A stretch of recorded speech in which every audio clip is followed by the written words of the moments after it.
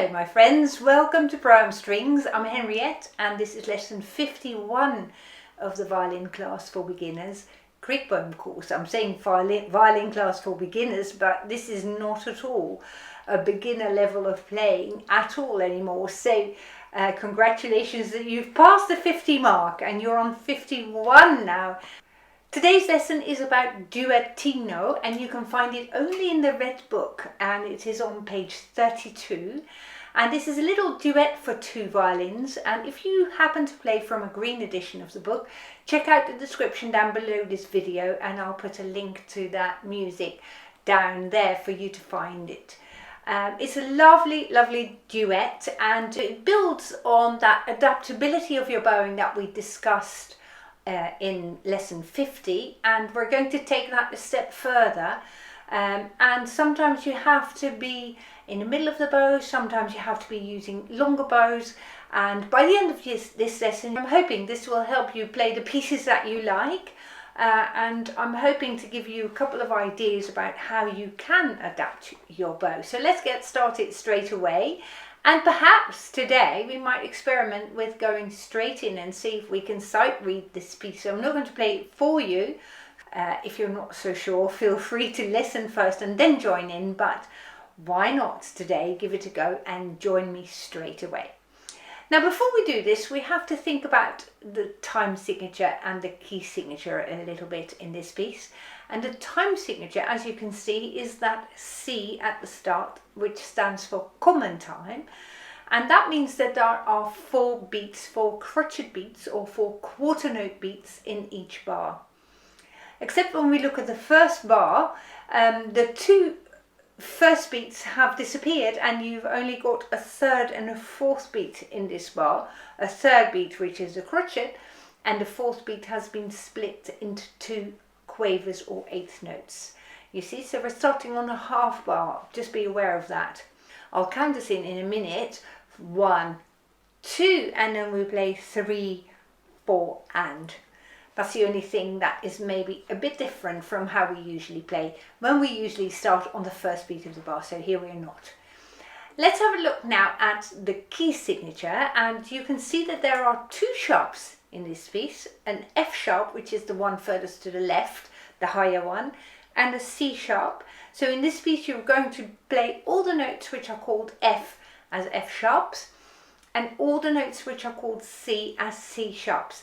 Now in practice that means that we're playing in the key of D major, so if you haven't already tried my scale of D major, do find that in the playlist scales.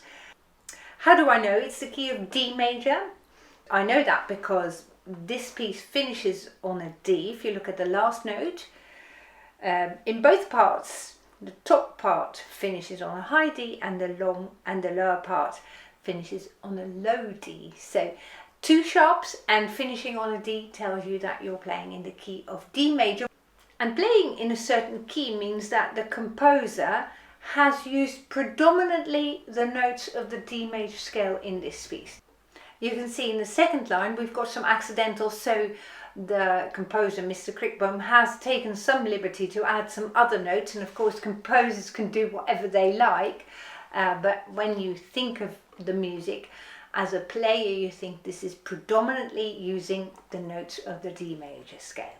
So once we know the key and we know the time, let's get going. I'll count us in for 2. And as you can see, we're starting up bow. Are you ready? 1, 2.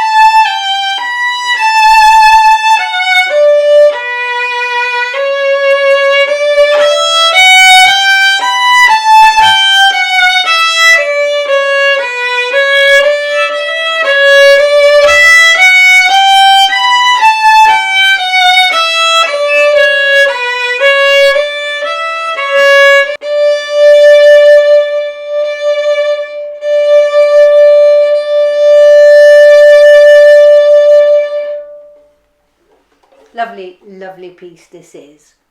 So let me know in the comment section down below this video how that worked for you. How far were you able to manage to sight read this piece? It's quite interesting for me to know. And for your fellow students as well, do write a little bit about whether you got all the way through to the end, or whether you came to about halfway and then had to stop, or whether you just did 2 bars and then had to stop after that because it was all a bit too much. And that is totally understandable if that happens. That's totally fine if that happens.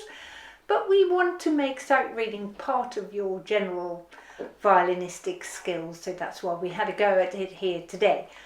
Now, you will have noticed that sometimes the bows are long, sometimes the bows are short, and you have to just make do with however you end up. There's just one exception to that rule, and I'm starting at the end today because I want to finish my piece down bow, and violinists always want to finish their piece down bow because the sound naturally gets a little bit softer as you play towards the point of the bow. So when you finish a piece like that, it has a sort of natural easing off. That's why we want to finish down bow on a piece. If you look at the 2 last bars now, this is also down bow, and maybe you've spotted that I've played up on these 2 keys,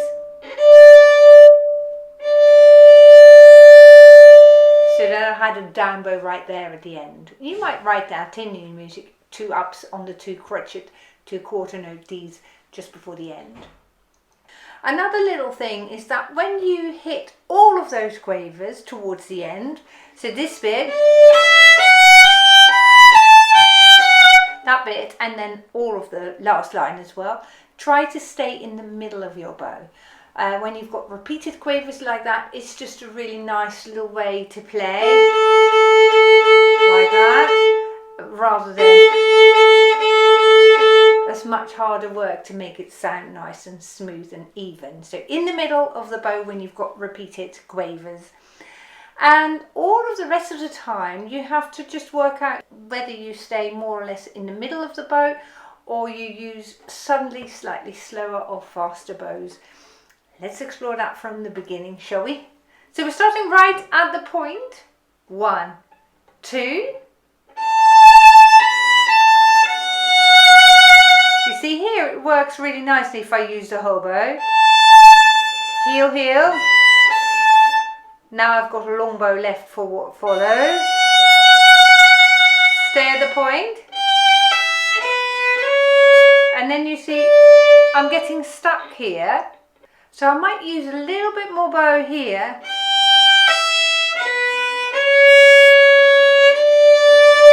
You see, so that little zigzag bowing that we've talked about in lessons 49 and 50 might come in handy here. So we've got this. Slightly more bow here. To the heel. Long bow now.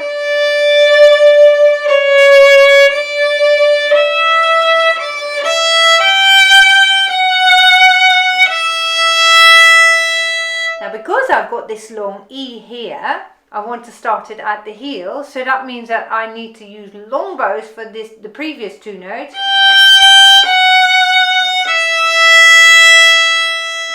And it's a perfectly valid question if you would ask, how do I know these things? And there are 2 different ways of knowing about what's coming up. First of all, you want to skim read ahead while you play. So not just look at the notes where you're playing at that moment, but look ahead of what's coming up. That will help you adapt your bowing. And the second way is just practice. Just go over it and experiment with different ways of playing, and you'll find out how much bow to use. So let's pick up from that long E at the end of the first line. This is just like the beginning, so use lots of bow.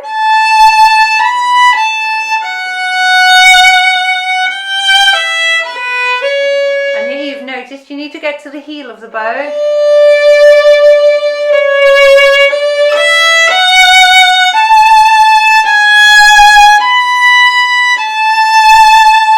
And this is the place that I referred to earlier where the composer just added in a G sharp, and this is not part of the key of D major.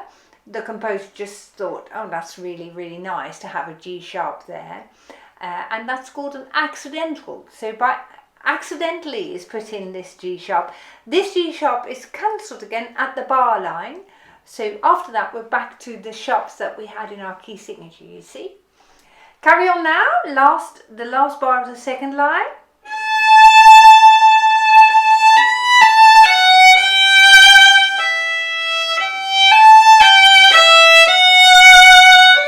Aha! Now here you may have noticed this is twice the same section, a sequence of 4 quavers and 2 crotchets, of 4 eighth notes and 2 quarter notes.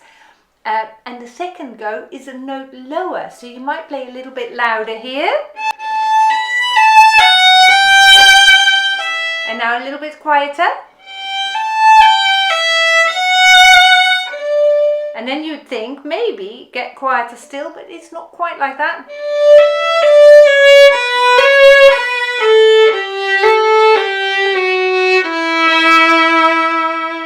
That's a matter of personal opinion, of course. I think I would prefer to stay the same loudness here towards this E that we just finished on. But it's completely up to you. If you want to go softer, that would be nice as well. Carry on now.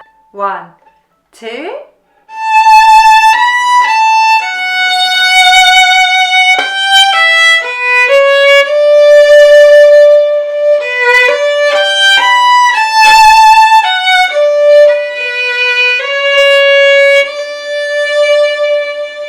And I'll tell you what, now that I've come here, I've already spotted that my next group of quavers starts on the second finger.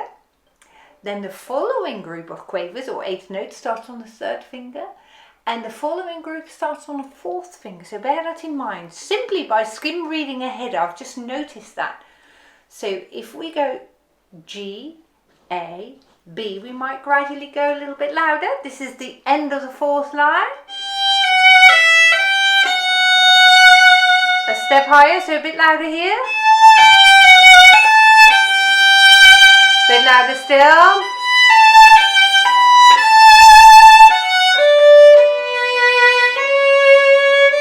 Now stay in the middle of the bow.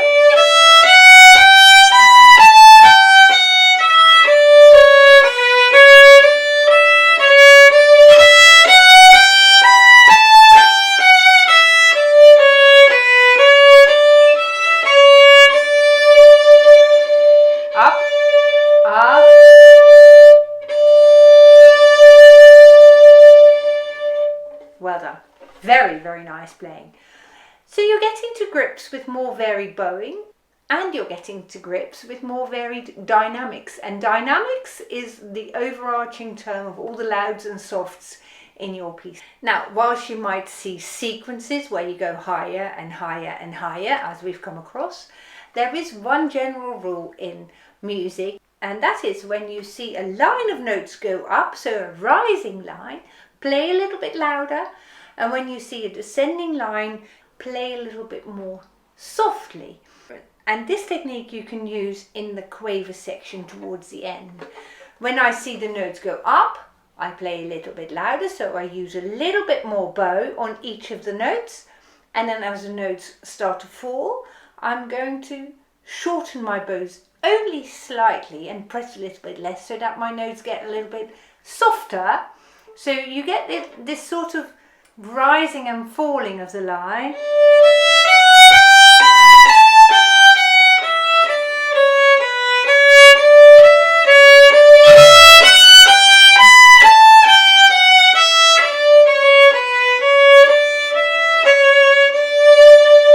You see, and that gives you a really nice sort of natural flow of your notes. So if you find it a bit challenging to work out at this stage you're playing where to play loud and where to play soft, use that as your general guide. So when the notes rise, play a little bit louder. When the notes fall, play a little bit softer. Now, in the past we've played duets where I showed you both parts, and this time I want to do a little bit of an experiment. and I'm just going to play the second part now. So I would like you to take care of your own part, so make sure that you know this piece reasonably well before you start with this. And I'll count you in, and then I'll let you play, and then I'll add the lower part to it.